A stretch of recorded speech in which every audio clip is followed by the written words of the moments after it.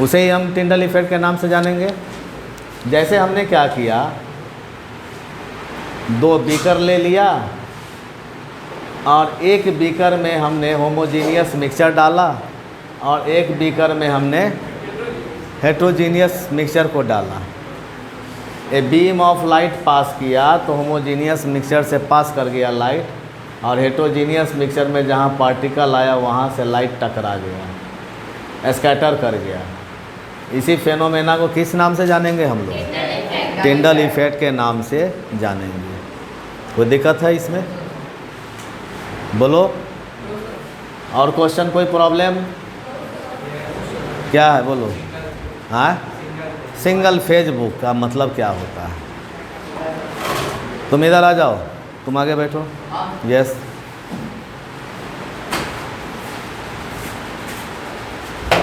तुम वहाँ से उठो, तुम इस पे बैठो।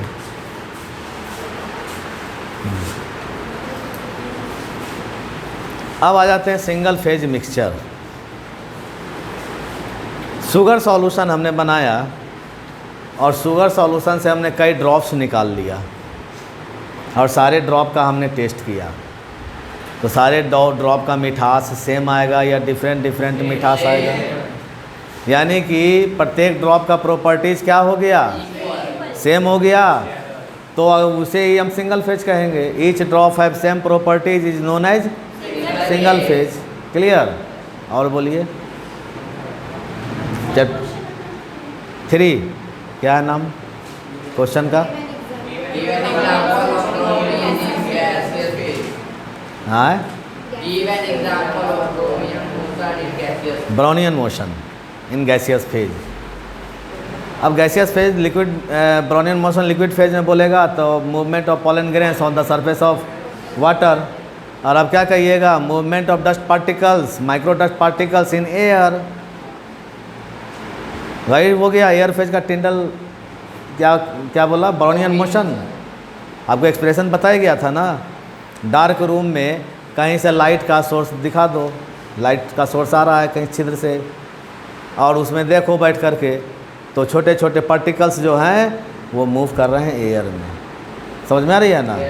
तो movement of dust particles in air is the best example of Brownian motion in air phase, gaseous phase. और बोलिए।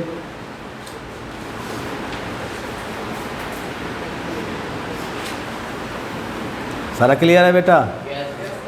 अब क्या करें? नेक्स्ट चैप्टर की तरफ मूव करते हैं हम लोग।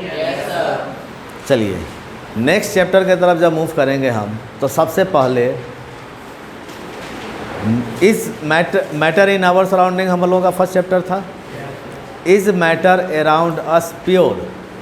क्या हमारे सराउंडिंग एरिया में जो सब्सटेंसेज है वो मैटर हैं, क्या वो प्योर हैं या नहीं हैं? इसी चीज़ की जानकारी करनी है ना। चैप्टर नंबर 2, चैप्टर 2 जो है, इज मैटर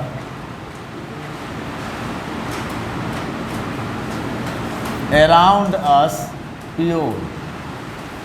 क्या हमारे चारों तरफ जो सब्सटेंसेज हैं वो सब्सटेंसेज क्या प्योर हैं या इम्प्योर हैं?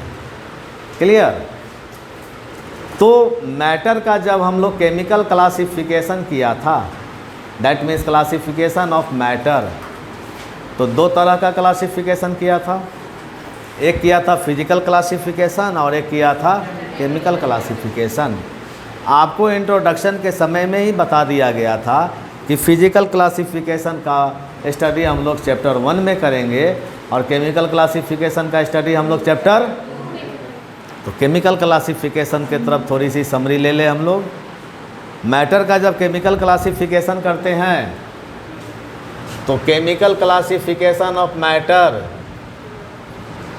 Chemical classification of matter, matter का जब हम लोग केमिकल क्लासिफिकेशन करते हैं तो मैटर को कितने भाग में बांटा गया?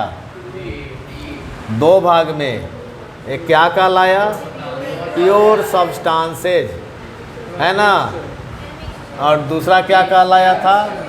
मिक्सचर कहलाया था। क्लियर? प्योर सब्सटेंस का कौन कौन से हो गए? एलिमेंट्स एंड कंपाउंड्स हो गए। ओके, कंपाउंड्स कितने तरह के हो गए? एक ऑर्गेनिक कंपाउंड, दूसरा इनऑर्गेनिक कंपाउंड। ये हुआ था। कोई दिक्कत समझने में? एलिमेंट का क्लासिफिकेशन हम लोग किए थे, सोर्स के आधार पे किए थे क्या? नेचुरल एलिमेंट, सिंथेटिक एलिमेंट, ये हुआ था। फर्स्ट सिंथेटिक एलिमेंट है, कॉपी में देखो तो एलिमेंट का क्लासिफिकेशन हो गया था। ऑर्गेनिक इनऑर्गेनिक का क्लासिफिकेशन हुआ था? नहीं हुआ था। बिना देखे हुए यस सर मत बोलो। समझ में आ रहा है? और देख नहीं रहे हो, मालूम नहीं हो, यस सर बोल दे रहे हो। और तुम्हारे बात पे यस सर कह करके हम आगे बढ़ जाएं, क्या तरीका है ये आपका क्लियर नहीं हुआ है? एलिमेंट का क्लासिफिकेशन आपका क्लियर था। मिक्सचर दो तरह के हो गए। एक कौन सा मिक्सचर है? होमोजीनियस मिक्सचर, और दूसरा, ये क्लियर है ना? ये आपका क्लियर है। यानी कि हमें पहले इसको क्लियर करेंगे, उसके बाद फिर हम लोग नेक्स्ट पॉइंट की तरफ इस चैप्टर में आगे बढ़ेंगे। तो ये कंप्लीट आपका केमिकल क्लासिफिकेशन ऑफ मैटर हो गया। केमिकली मैटर को दो भाग में बांटा गया है, प्योर सब्सटेंस और मिक्सचर। मिक्सचर बोला गया है, ऐसा नहीं बोला गया है कि इम्प्योर सब्सटेंस। समझ में आ रहे हैं ना? ऐसा नहीं बोला गया है। क्या बोला गया है? मिक्सचर। और मिक्सचर जो बने हुए हैं वो प्योर सब्सटेंसेस के ही बने हुए हैं। तो प्योर सब्सटेंस और मिक्सचर, प्योर सब्सटेंस दो तरह के हो गए, एलिमेंट्स एंड कंपाउंड्स। कंपाउंड दो तरह का, ऑर्गेनिक और इनऑर्गेनिक। मिक्सचर दो तरह का हो गया, होमोजीनियस और हेटेरोजेनियस। कोई दिक्कत? अब टाइप्स ऑफ कंपाउंड में आते हैं। सबसे पहले हम लोग ऑर्गेनिक कंपाउंड किसे कहते हैं?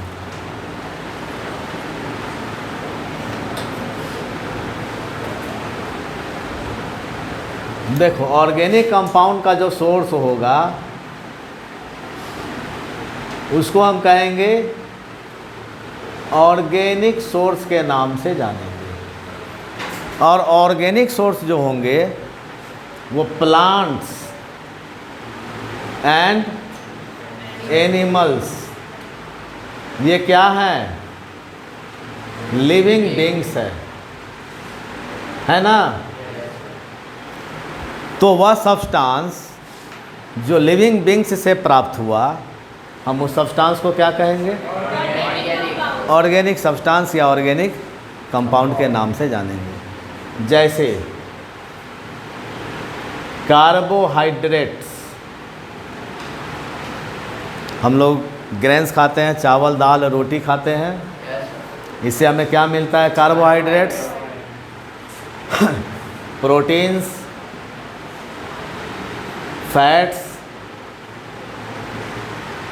विटामिन्स। समझ में आ रही कि नहीं आ रही है?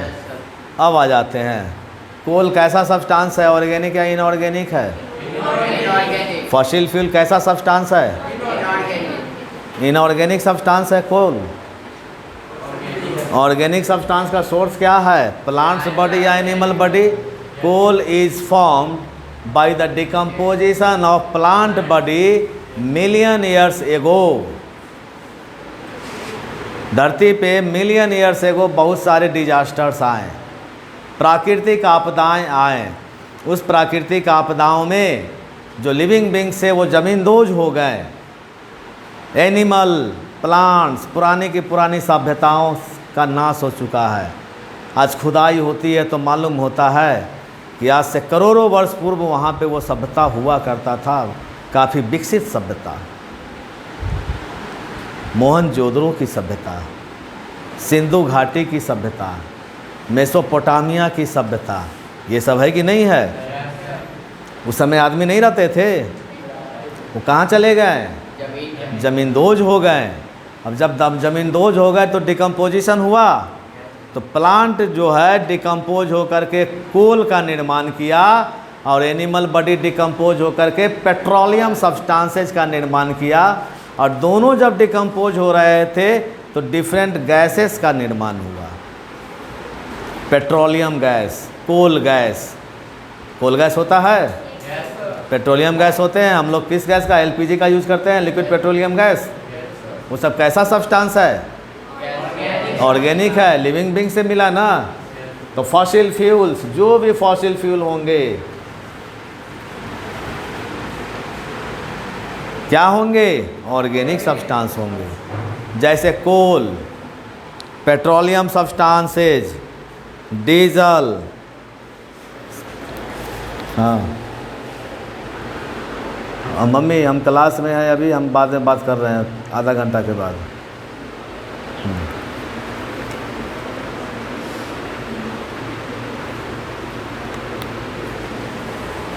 समझ में आ रही कि नहीं आ रही है?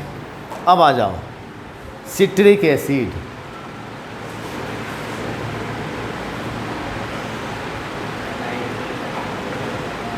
फॉर्मिक एसिड,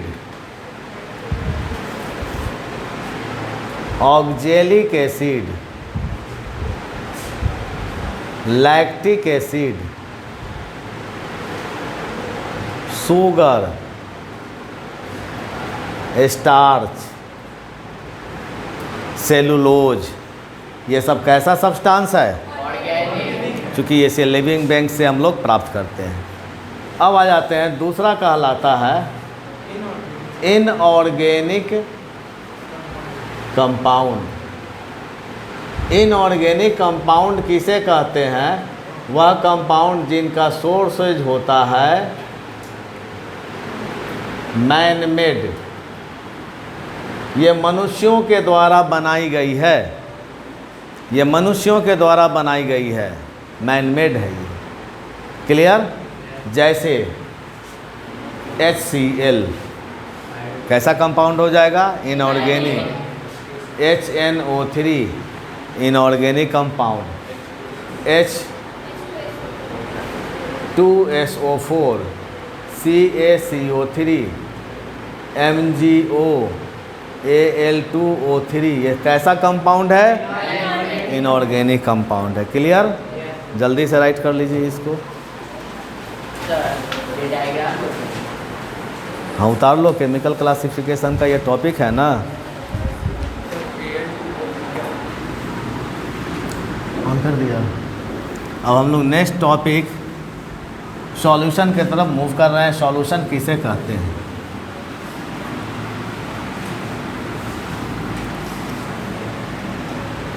तो सॉल्यूशन जो होते हैं, when two or more components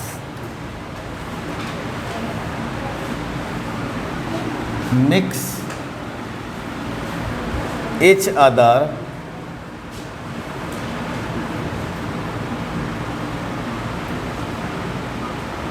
homogeneously to form solution। क्या बोला गया है? when two or more components mix each other homogeneously to form solution। जैसे हमने क्या किया, शुगर प्लस वाटर लिया, क्या बना? Sugar solution. तो शुगर सॉल्यूशन कैसा मिक्सचर है? यानी कंपोनेंट आपस में पूरी तरह से अच्छे तरह से घुल मिल गए यूनिफॉर्मली। तो सॉल्यूशन, पहली घटना, किस तरह का मिक्सचर हो गया? होमोजेनियस मिक्सचर हो गया। क्लियर? और इसमें कंपोनेंट्स किस तरह से अटैच होते हैं? तो यूनिफॉर्मली अटैच होते हैं। कंपोनेंट्स are attached uniformly ये सिंगल फेज में एक्सिस्ट करते हैं कि नहीं करेंगे? Exist in single phase. ये आइसोट्रॉपिक नेचर के होते हैं सॉल्यूशन या एन आइसोट्रॉपिक होंगे? ये आइसोट्रॉपिक इन नेचर होते हैं। कोई प्रॉब्लम? अब आ जाते हैं सॉल्यूशन के कंस्ट्रक्शन के ऊपर डिपेंड करते हैं। सॉल्यूट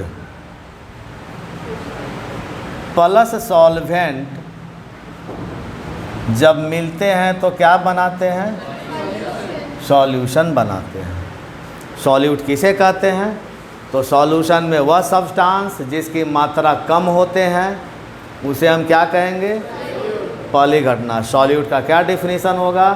तो the substance present in solution in less amount such substance is known as. और ये भी तो कहेंगे सॉल्यूट वो सब्सटेंस होते हैं जो अदर सब्सटेंसेस में डिजॉल्व कर जाते हैं। शुगर सॉल्यूट कहलाएगा शुगर सॉल्यूशन में। वाटर क्या कहलाएगा? सॉल्वेंट। क्योंकि वाटर की मात्रा शुगर सॉल्यूशन में ज़्यादा है और सॉल्यूट की मात्रा शुगर की मात्रा कितने हैं? कम है। मान लेते हैं 10 ग्राम हमने शुगर लिया और 90 ग्राम हमने वाटर लिया तो 100 ग्राम शुगर सॉल्यूशन बना। किसकी मात्रा ज़्यादा है? जिनकी मात्रा ज़्यादा रहेंगे वो सॉल्वेंट कहलाएंगे और जिनकी मात्रा कम रहेंगे वो सॉल्यूट कहलाएंगे। अदर डिफिनीशन भी हो सकते हैं सॉल्यूट और सॉल्वेंट का। तो सॉल्यूट किसे कहेंगे हम? पहला घटना, पहली बात, सॉल्यूट किसे कहेंगे? तो सॉल्यूशन में जिस कंपोनेंट की मात्रा कम होंगे उस कंपोनेंट को क्या कहेंगे? सॉल्यूट कहेंगे। Point A, the components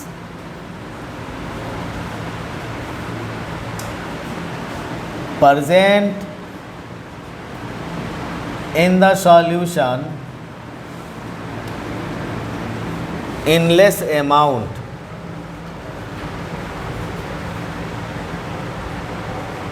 known as solute। B point, solid वो सब्सटेंस होते हैं जो सॉल्वेंट में डिज़ोल्व करने की कैपेसिटी रखता है या अदर कंपोनेंट में डिज़ोल्व करने की कैपेसिटी रखता है। द सब्सटेंस या component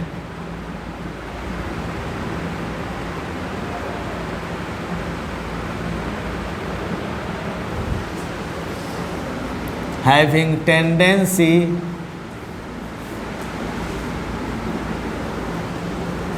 to dissolve in other substances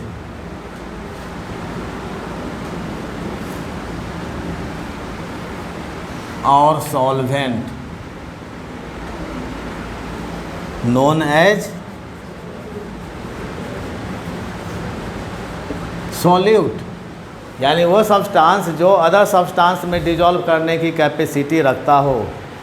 कहाँ पे? सॉल्यूशन में, इन द सॉल्यूशन।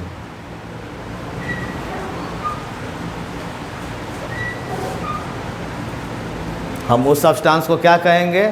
सॉल्यूट के नाम से जानेंगे। क्या हुआ है कि क्या है? खड़ा हो जाओ।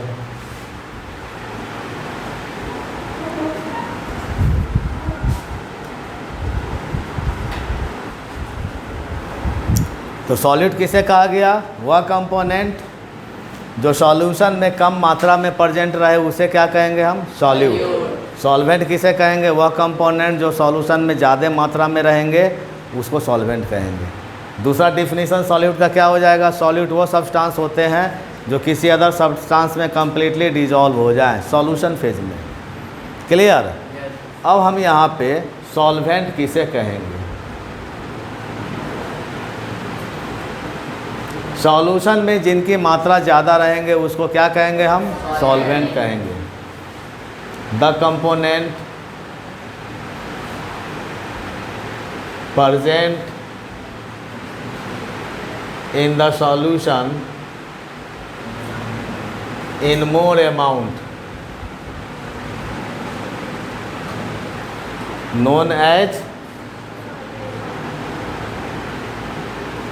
solvent। दूसरा, सॉल्वेंट वो सब्सटेंस होते हैं जो किसी अदर कंपोनेंट को अपने में डिसॉल्व करने की क्षमता रखते हैं। पानी सॉल्वेंट कहलाएगा क्योंकि उसकी टेंडेंसी है कि शुगर को अपने में डिसॉल्व कर ले। The components having tendency to dissolve other substances in it known as solvent। बैठ जाओ। क्लियर? सॉल्वेंट किसे कहेंगे? तो सॉल्यूशन में जिसकी मात्रा ज़्यादा रहेंगे उसको क्या कहेंगे हम? सॉल्वेंट कहेंगे। और सॉल्यूशन में जिसकी मात्रा कम रहेंगे उसको क्या कहेंगे हम? सॉल्यूट के नाम से जानेंगे। क्लियर? तो सॉल्यूशन जो बने हैं सॉल्यूट और सॉल्वेंट के मिक्सिंग होने से बने हैं। क्लियर? अब स्ट्रेंथ ऑफ सॉल्यूशन देखते हैं। स्ट्रेंथ, कुछ सॉल्यूशन डाइल्यूटेड सॉल्यूशन के नाम से जाने जाएंगे, कुछ सॉल्यूशन कंसंट्रेटेड सॉल्यूशन के नाम से जाने जाएंगे। तो स्ट्रेंथ ऑफ सॉल्यूशन क्या है? स्ट्रेंथ ऑफ सॉल्यूशन, सॉल्यूशन के दो स्ट्रेंथ होते हैं। एक कहलाते हैं डाइल्यूटेड सॉल्यूशन। डाइल्यूटेड सॉल्यूशन को हम लोग वाटरी सॉल्यूशन के भी नाम से जानते हैं। और दूसरे कहलाएंगे कंसंट्रेटेड, दूसरा कहलाएगा कंसंट्रेटेड सॉल्यूशन। ध्यान देंगे, concentration of dilution of the solution depends on number of solute particles। concentration of the solution depends on number of or amount of solute particles. ये बहुत इम्पॉर्टेंट पॉइंट है। कंसंट्रेशन, स्ट्रेंथ, दो strength हैं, एक diluted strength और एक concentrated strength. तो dilution और कंसंट्रेशन सॉल्यूशन का डिपेंड करेगा किसके ऊपर? सॉल्यूट के मात्रा के ऊपर। अगर सॉल्यूट की मात्रा कम है अदर सॉल्यूशन के अपेक्षा में तो वो डाइल्यूटेड सॉल्यूशन कहलाएगा। अगर सॉल्यूट की मात्रा ज़्यादा है अदर सॉल्यूशन की अपेक्षा में तो कंसंट्रेटेड सॉल्यूशन कहलाएगा। जैसे एग्जांपल के रूप में ध्यान देना, हमने क्या लिया? ग्लूकोज, और इसको हमने वाटर में डिसॉल्व कर दिया तो क्या बना? हमें ग्लूकोज सॉल्यूशन मिला। हम दो सैंपल बनाते हैं। सैंपल ए, ध्यान देना, सैंपल ए में हमने 10 ग्राम ग्लूकोज लिया, 90 ग्राम वाटर लिया, 100 ग्राम ग्लूकोज सॉल्यूशन बना। समझ में आ रहा है? हमने ग्लूकोज और वाटर को लिया, दोनों को घुला दिया, क्या मिला हमें? अब हम लोग इस ग्लूकोज सॉल्यूशन को देखेंगे कि कौन सा सॉल्यूशन डाइल्यूटेड होगा, कौन सा सॉल्यूशन। और बताया गया है कि concentration of solution depends on number of solute particles. तो एक सैंपल बनाया जिसमें 10 ग्राम ग्लूकोज था, 90 ग्राम वाटर था, दोनों मिलकर के 100 ग्राम ग्लूकोज सॉल्यूशन बनाया। एक दूसरा सैंपल बी बनाते हैं। इस बी सैंपल में हम क्या किए? 20 ग्राम ग्लूकोज लिया, 80 ग्राम वाटर लिया, सॉल्यूशन कितने ग्राम बने? अब बोलेगा कि इसमें कौन सा सॉल्यूशन डाइल्यूटेड है, कौन सा सॉल्यूशन कंसंट्रेटेड है। तो डाइल्यूट सॉल्यूशन उस सॉल्यूशन को कहेंगे जिस सॉल्यूशन में अमाउंट ऑफ सॉल्यूट की मात्रा कम होंगे अदर सॉल्यूशन की अपेक्षा में। In this solution amount of solute कौन सा हो गया? ग्लूकोज हो गया ना। अमाउंट ऑफ सॉल्यूट कौन हो गया? Glucose is less than sample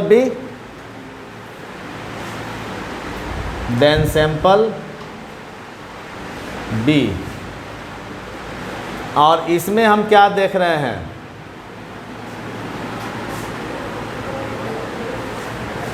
इसमें सॉल्यूट कौन है? ग्लूकोज। सॉल्वेंट कौन है? तो ग्लूकोज की मात्रा कितना है? सैंपल ए में ग्लूकोज की मात्रा 10 ग्राम, सैंपल बी में तो क्या लिखा हुआ है? Amount of solute is less than sample B. Sample B का ये सॉल्यूट हो गया ना, इसकी मात्रा ये सैंपल बी हो गया, ये आपका सैंपल ए हो गया। तो बी में सैंपल बी में ग्लूकोज की मात्रा ज़्यादा है या कम है? ए के अपेक्षा में। The amount of solute is more than sample A. समझ में आ रही है कि नहीं आ रही है? तो जिसमें सॉल्यूट की मात्रा कम होंगे, जिस दो सैंपल हमने लिया, दो सैंपल में से जिस सैंपल में सॉल्यूट की मात्रा कम होंगे वो सैंपल कैसा सॉल्यूशन कहलाएगा? Diluted solution. डाइल्यूटेड सॉल्यूशन का क्या नाम दिया? दैट मीन्स कि डाइल्यूटेड सॉल्यूशन में वाटर की मात्रा ज़्यादा होंगे कि नहीं होंगे? समझ में आ रहे हैं कि नहीं आ रहे हैं? तो ये सॉल्यूशन सैंपल बी कैसा सॉल्यूशन कहलाया? सैंपल ए डाइल्यूटेड सॉल्यूशन और सैंपल बी क्या कहलाया? कंसंट्रेटेड सॉल्यूशन कहलाया। कोई दिक्कत होगा? सॉल्यूशन बना किसके मिलने से? सॉल्यूट किसे बोला गया?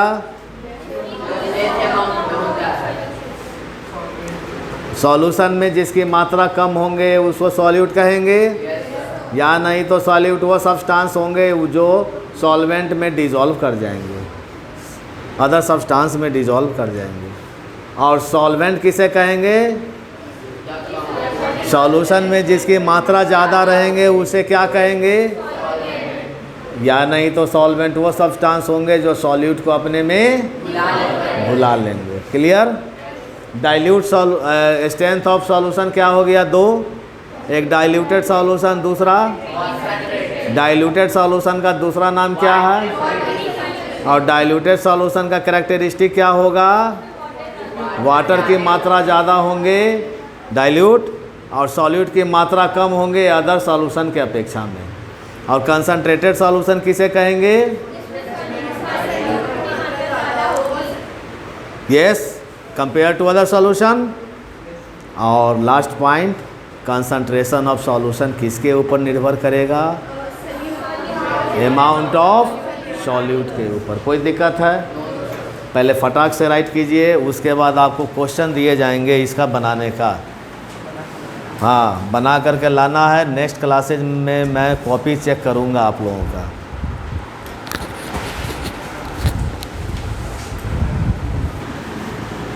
अब आपको इस टॉपिक से रिलेटेड आज का जो क्लास हुआ है, इस टॉपिक से रिलेटेड टॉपिक से रिलेटेड कुछ क्वेश्चन आपको दिए जा रहे हैं। इस क्वेश्चन को सॉल्व करके लेते आवेंगे और जो भी आपको डाउट हो, प्रॉब्लम हो, नेक्स्ट क्लास में जैसे आज आपने एराइज किया उसी तरह से एराइज कर लेंगे।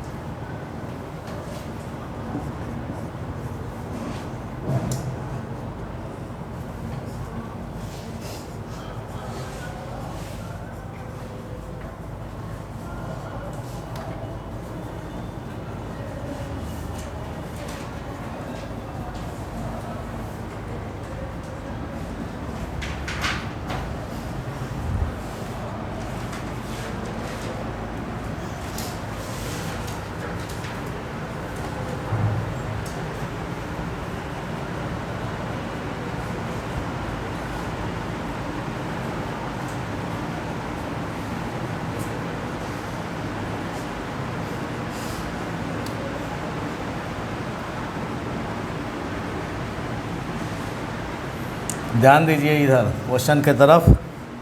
आज के टॉपिक पे 7-8 क्वेश्चन का निर्माण हो रहा है। पहला क्वेश्चन डिफाइन प्योर सब्सटेंस बन जाएगा।